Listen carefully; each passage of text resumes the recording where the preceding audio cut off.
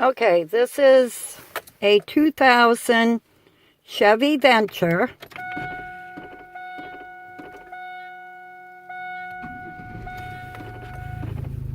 That makes this type of noise. Also, the gas gauge, sometimes works, sometimes don't. What I'm wondering is if that is connected to that noise.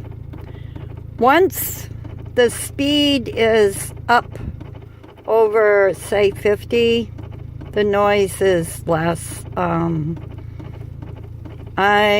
not positively sure what it is.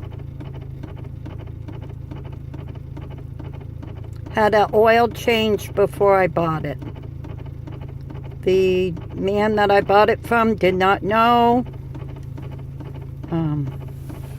This is the current mileage. Thank you for any thoughts.